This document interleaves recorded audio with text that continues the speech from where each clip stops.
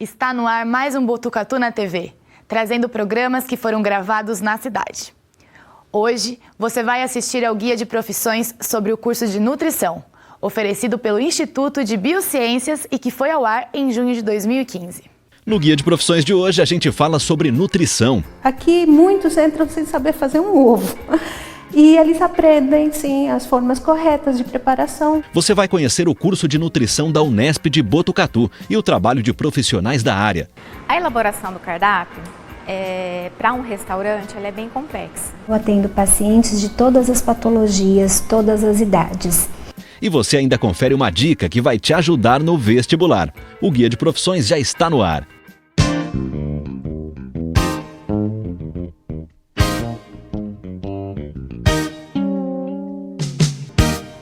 Seja para definir os músculos, emagrecer ou ter uma vida mais saudável, o brasileiro tem se exercitado mais. De 2009 a 2013, o número de brasileiros que praticam exercícios físicos regularmente aumentou 11%. E você, pratica algum exercício físico?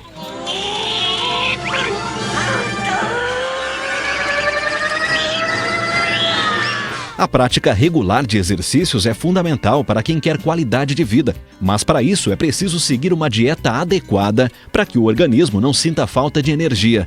A nutrição estuda as propriedades dos alimentos e seus benefícios à saúde do homem, e o nutricionista é o profissional que cria dietas e cardápios adaptados a cada paciente, levando em conta seus hábitos, suas necessidades e seus objetivos. Mas e durante a graduação, será que os alunos montam dietas também?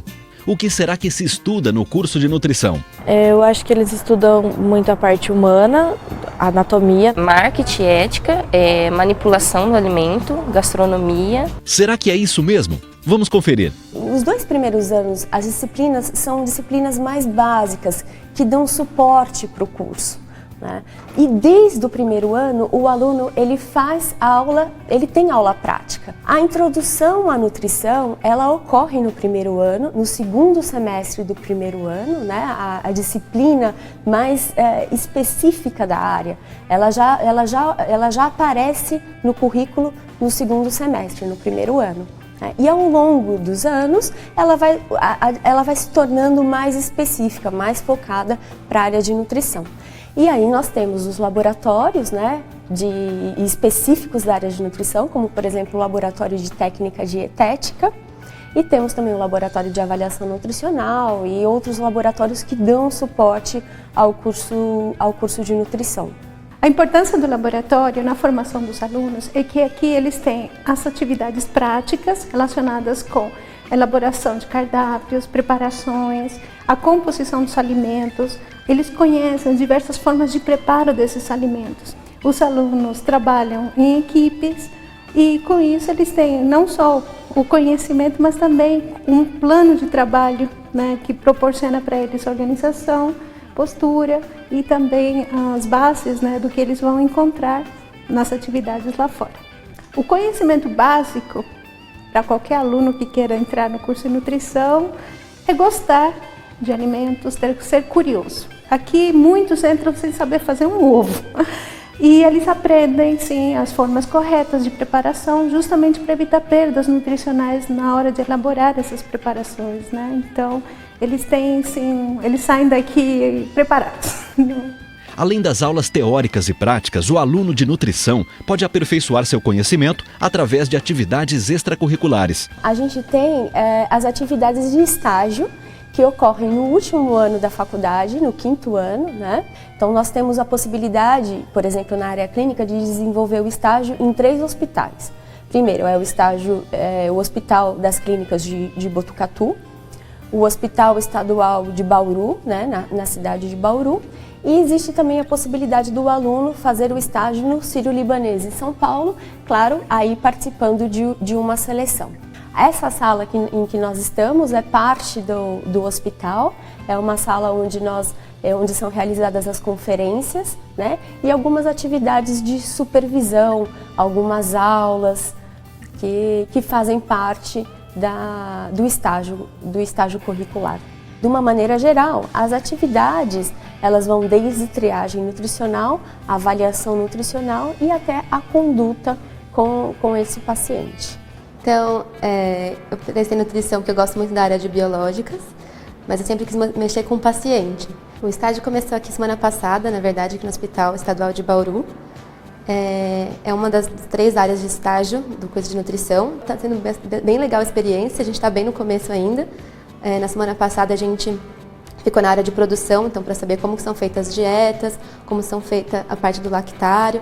E agora que a gente começou a fazer a avaliação de paciente, a adequar as dietas, mas eu estou gostando bastante. E a gente tem o curso de nutrição e aí a gente tem a empresa júnior de nutrição da Unesp, que é a IG Nutri.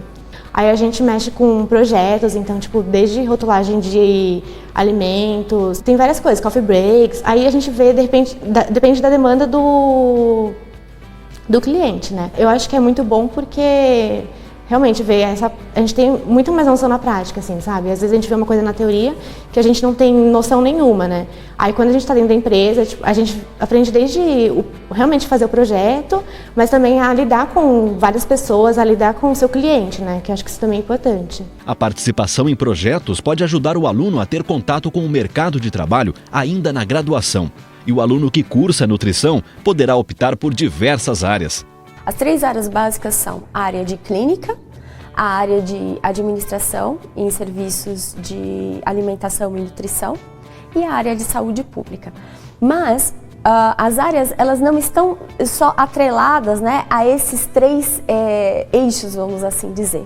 Existem possibilidades de atuação em outras áreas, como por exemplo a nutrição esportiva, como por exemplo nutrição e marketing, agora com o desenvolvimento de fitoterápicos, a parte de cosmética.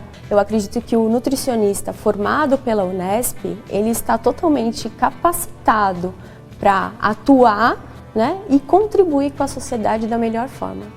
O curso de nutrição da Unesp é oferecido pelo Instituto de Biociências do campus de Botucatu. Agora que a gente já conheceu um pouco do curso da Unesp, que tal acompanhar a rotina de quem já se formou? O papel do nutricionista em um restaurante, seja ele universitário ou não, é, em primeiro lugar, cuidar da alimentação. Então, o que vai ser servido, né? Todo o nosso trabalho, ele começa com o planejamento do cardápio. E isso que vai nortear os demais serviços realizados em um restaurante. Esses serviços é desde esse planejamento, como eu falei, até a limpeza, a execução, parte administrativa, ou seja, o nutricionista em um restaurante, ele cuida de toda a gestão desse restaurante, além da parte nutricional e do controle de qualidade. A elaboração do cardápio, para um restaurante, ela é bem complexa. Porque a gente tem todos os quesitos nutricionais que a gente tem que estar seguindo, tem a adequação do público, então para quem que a gente está planejando esse cardápio, e tem também as regras da instituição que a gente está inserido, então custo, equipamentos que a gente tem disponível, a mão de obra, treinamento dessa mão de obra, aptidões. Então, assim, é tudo levado em consideração, mas o que norteia sempre é o conteúdo nutricional do cardápio e a aceitação, né, dos nossos usuários.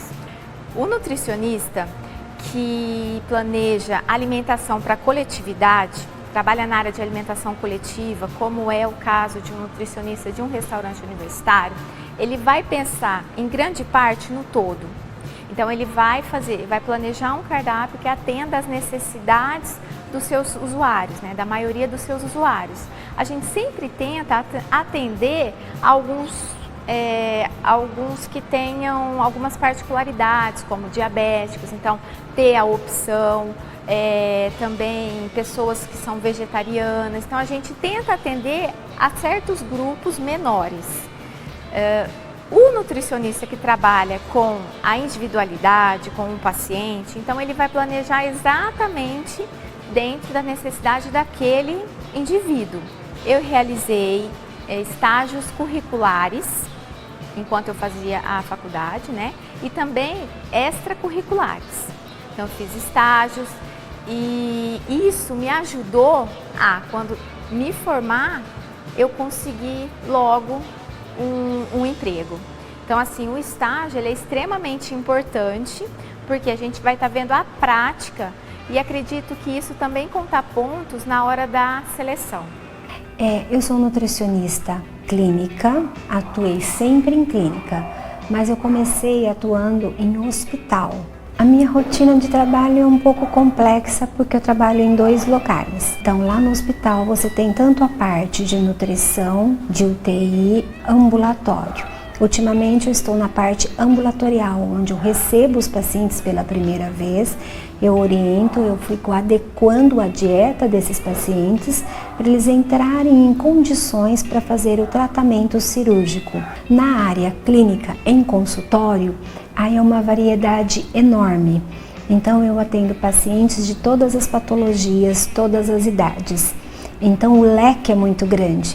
Então o nosso estudo para atender esse tipo de paciente tem que ser muito intenso, fazer vários cursos, estudar várias patologias. A nutrição passou por várias evoluções.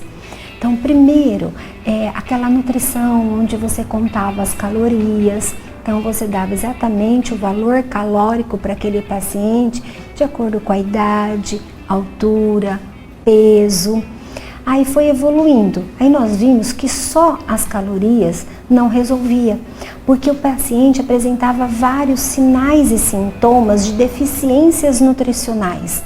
Cada vitamina, cada mineral dá uma deficiência específica no organismo. Então aí a nutrição teve que ir evoluindo. Então depois passou para a nutrição celular. Você tem que ver a nutrição da sua célula. Nós renovamos várias células diariamente. Cada célula necessita de 44 tipos de nutrientes. Então, para você repor tudo isto, você tem que saber o que o paciente está sentindo e, de acordo com o sintoma que ele está apresentando, é o nutriente que você tem que acrescentar na dieta. A nutrição está evoluindo muito. Então agora nós temos nutrição, a epinogenética, a nutrição molecular. Então a nutrição está tendo uma evolução muito grande e a área é ampla. O salário do nutricionista varia de acordo com a área, mas inicialmente a remuneração média é de R$ 1.700. E aí, vai prestar o que no vestibular? Independente do curso, é sempre importante estudar bastante. E o Guia de Profissões te dá uma mãozinha. As vitaminas são fornecidas principalmente pelos alimentos e são essenciais para o bom funcionamento do organismo e para evitar doenças. A vitamina C atua na produção de colágeno e no sistema imunológico. A sua carência pode causar o escorbuto. Ela é encontrada principalmente em frutas cítricas, como a acerola e a laranja. As vitaminas do complexo B estão relacionadas à respiração celular e produção de energia. A falta dessas vitaminas pode causar doenças como beriberi, pelagra e anemia megaloblástica. Elas são encontradas principalmente em alimentos como fígado, ovos e nozes. Gostou da dica? Confira mais dicas como essa no nosso site www.tv.unesp.br/guia de profissões. Lá você também encontra mais informações sobre o curso de nutrição, os nossos programas anteriores e um conteúdo especial para o vestibular. Se você tem dúvidas ou sugestões para os próximos programas, envie para o nosso e-mail contato@tvu.unesp.br. Até a próxima!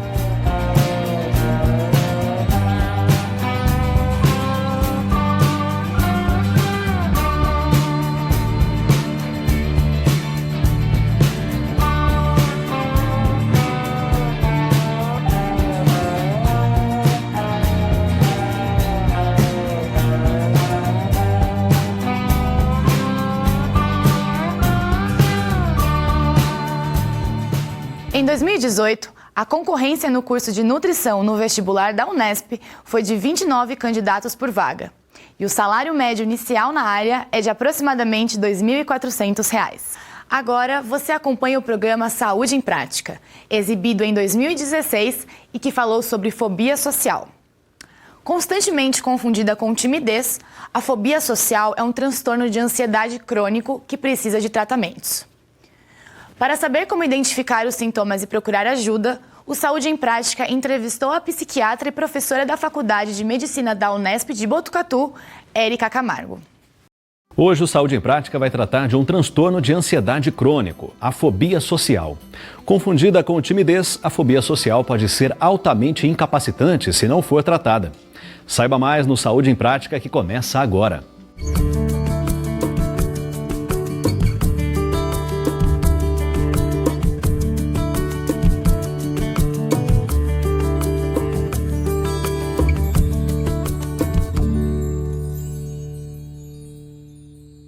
A fobia social é o mais comum dos transtornos de ansiedade. Caracteriza-se pelo temor que a pessoa sente frente às situações em que ela chame a atenção de alguma forma. Para evitar ser alvo de observações, críticas e comentários, o fóbico social prefere isolar-se. Para saber mais sobre esse transtorno, conversamos com a psiquiatra e professora da Faculdade de Medicina da Unesp de Botucatu, Érica Camargo. Vamos ver. A fobia social é um quadro de ansiedade, um transtorno de ansiedade que dá os seus sinais logo na infância.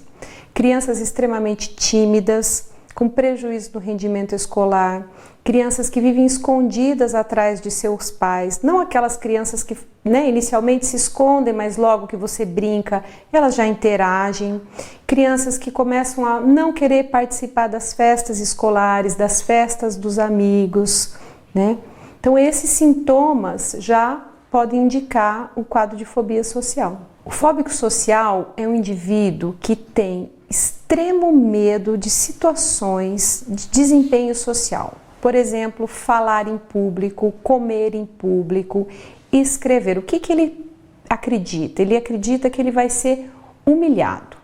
Então, ele tem muita vergonha de não desempenhar aquela tarefa, por exemplo, se alimentar na frente de outra pessoa, porque ele acredita que ele não vai fazer direito e vai ser ridicularizado por outros, ou até mesmo ele teme demonstrar esses sintomas de ansiedade que ele tem. Então, ele tem medo porque ele fica vermelho, ruborizado, né? A face fica ruborizada, ele tem medo que as pessoas observem que ele está tremendo, né, diante de uma situação em que ele se sente que ele não vai dar conta. Então, frequentemente, o pensamento desses indivíduos é de que eles vão sofrer um escrutínio, que nada do que eles vão fazer ali vai ser bem desempenhado e que eles vão ser julgados. É um grande medo do julgamento alheio.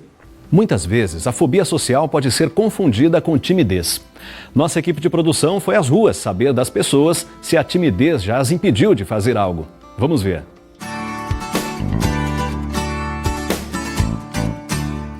A timidez já me atrapalhou em algumas situações. Já me atrapalhou em situações simples de entrar numa loja e procurar um produto ou fazer uma pergunta a respeito de determinada bolsa.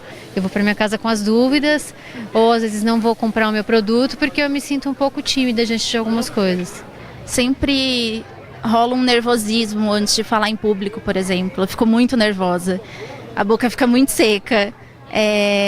A mão treme, essas coisas. Eu sempre tento enfrentar, nunca não fiz alguma coisa por conta disso. Quando eu tenho que passar no meio de algumas pessoas, aparecer em algum lugar, me apresentar em algum lugar, eu fico totalmente assim, sem jeito. Para ler alguma coisa que alguém peça, você pode ler isso para nós, num grupo de pessoas, eu fico quase sem voz, e é difícil. Às vezes eu me escondo. Às vezes eu danço, né? Vai entrar para fazer uma apresentação que estou começando agora, dá aquela, né, aquele medo de apresentar. Mas é uma coisa boa da gente trabalhar, se libertar dos medos e brilhar. Ficar tímido perante uma situação que não é habitual e que sai da rotina parece normal. Mas quais são as fronteiras entre a timidez e a fobia social? Ter pais tímidos predispõe a criança ao desenvolvimento do transtorno? Bom, a timidez não é um transtorno mental. Existem pessoas que são mais tímidas, né? A timidez é um certo desconforto, geralmente de uma situação nova. Por exemplo, eu não sou habituada a falar em frente a câmeras, né? Então eu estou um pouco tímida, mas eu enfrento essa timidez, esse desconforto e consigo apresentar um tema aqui para vocês. O fóbico social não, esses sintomas são muito intensos e incapacitantes. Ele teme falar em público, ele teme entrar às vezes numa loja. Existem quadros em que o indivíduo não atende o telefone de vergonha. Ele acredita que ele não vai conseguir se comunicar adequadamente. Então gera muito sofrimento e muita incapacidade. Existem fatores combinados aí na causalidade desses quadros, mas fala mais forte os fatores ambientais no caso da fobia social. Embora haja causas genéticas envolvidas, é uma menor parte, né? Com certeza, os pais tímidos, os pais fóbicos sociais influenciam muito no aparecimento, né? Porque os filhos crescem também a partir desses modelos. Então, não é incomum você atender uma criança já com traços de fobia social, um adolescente com fobia social, que tem em um de seus pais o quadro de fobia social. Saúde em Prática vai para um breve intervalo e no próximo bloco você confere como tratar e prevenir a fobia social. É daqui a pouco no Saúde em Prática.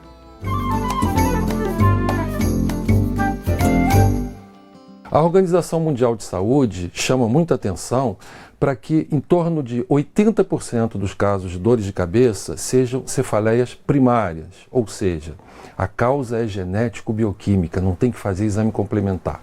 Apenas 20% das cefaleias são secundárias.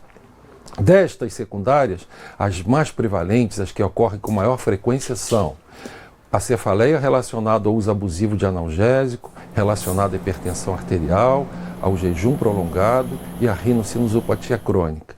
Do conjunto de todas as cefaleias secundárias, isso responde mais ou menos por 70% das cefaleias. Os outros 30% têm várias outras causas, como a cefaleia pós-traumática e as neuralgias. As neuralgias têm uma prevalência bem pequenininha na população. Fica em torno de 0,01 a 7% da população. O fóbico social é um crítico voraz de si próprio. Tem uma avaliação negativa de si mesmo. Sempre acha que teve um desempenho muito pior. Por isso, evita certas situações sociais. O agravamento da fobia social leva muitas vezes à depressão e ao uso de álcool e drogas como forma de tentar superar o problema. Para conhecer mais sobre esse transtorno, a nossa equipe de produção conversou com a psiquiatra e professora da Faculdade de Medicina da Unesp de Botucatu, Érica Camargo. O fóbico social, quando exposto a uma situação em que ele teme, né, de desempenho, ele pode sofrer desde rubor facial, tremores, dores abdominais, taquicardia, todos os sintomas de ansiedade, até mesmo ter diarreia, vômitos, e até mesmo uma crise completa de pânico, né, que é aquela crise de ansiedade aguda extrema com sintomas físicos e psíquicos e com muito sofrimento. Dificilmente um fóbico social reconhece que ele tem um transtorno, né? Ele acredita que ele tem dificuldades, ele tem uma autoestima muito baixa, ele acredita que nada do que ele faz dá certo e que ele não serve para certas situações. Então ele é muito prejudicado, né? Imagine uma pessoa que não consegue falar em público, como que ela vai se desempenhar na faculdade, por exemplo, ou no emprego. Então eles frequentemente não recebem promoções, às vezes mesmo tendo uma condição financeira boa, eles não compram determinadas coisas que eles poderiam e desejariam, porque eles não se sentem capazes de chegar até o estabelecimento e pedir por aquilo que eles gostariam. Não só eles não se enxergam assim, como também os seus familiares. Por muito tempo, e a gente tem isso também em culturas até assim mais rurais, a figura do tímido, do caipira, né? Aquela pessoa, não, ele é tímido, ele é esquisito, né? E na verdade é uma pessoa que está sofrendo com um quadro grave que pode ser tratado. A maioria das pessoas não sabe que fobia social é uma doença. Pelo contrário, esse comportamento é muitas vezes associado à personalidade. Fobia social é um transtorno altamente incapacitante e que não deve ser ignorado. Os sintomas são crônicos e só pioram com o tempo. O tratamento da fobia social pode se valer mão de medicamentos, onde a gente sabe que os sistemas serotoninérgicos e dopaminérgicos do cérebro estão desequilibrados, então as medicações antidepressivas ajudam, e a terapia cognitivo-comportamental. São terapias em que o indivíduo ele passa a treinar habilidades sociais, desenvolve técnicas de enfrentamento desses sintomas de ansiedade.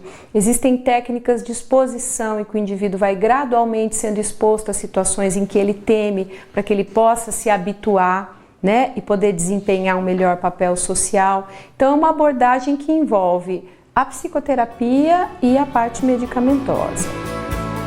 A fobia social pode ter como comorbidades os quadros depressivos. Ela é um quadro de ansiedade e que assim gera um isolamento. Imagine uma pessoa que tem medo de qualquer situação social. Ela começa a se isolar, ela evita lugares, evita festas, evita reuniões familiares, e o isolamento contribui para o aparecimento de quadros depressivos. Então é muito importante que a gente trate a fobia social e uma vez quando a gente tem um paciente de fobia social, a gente tem que detectar se ele também apresenta um quadro depressivo associado e tratar.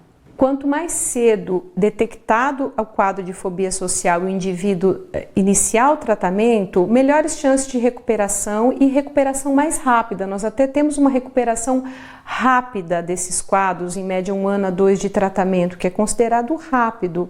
Agora, quando o indivíduo fica muitos anos, ele vem muito tardiamente para o tratamento, ele já vem com uma série de prejuízos consolidados na vida social.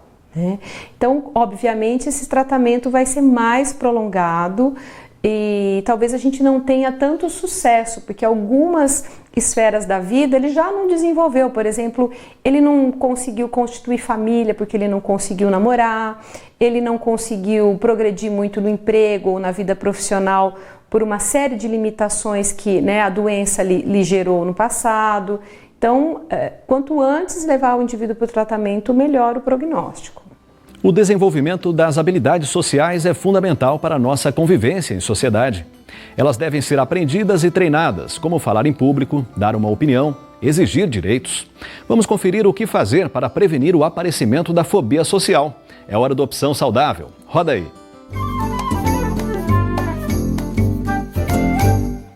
Uma vez que a gente sabe que existe um fator ambiental muito importante, que é um fator do indivíduo que cresce numa família em que já há um fóbico social, que aprende esses comportamentos, nós temos que estar atentos para esses pais. Nós estamos também num mundo que a tendência é que a gente resolva tudo para as crianças, porque o nosso tempo é corrido, então é muito fácil. Um pai vai lá e resolve, e às vezes está resolvendo tanta coisa e não está se dando conta que aquilo que ele está entendendo que é apenas uma timidez, já são sintomas ali aparecendo de fobia social e que vão gerar muitos prejuízos para essa criança.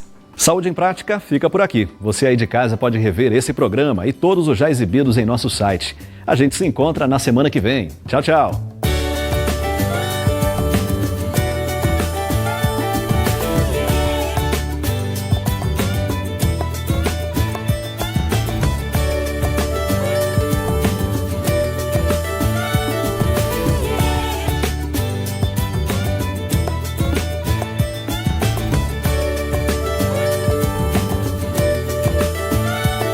Botucatu na TV fica por aqui.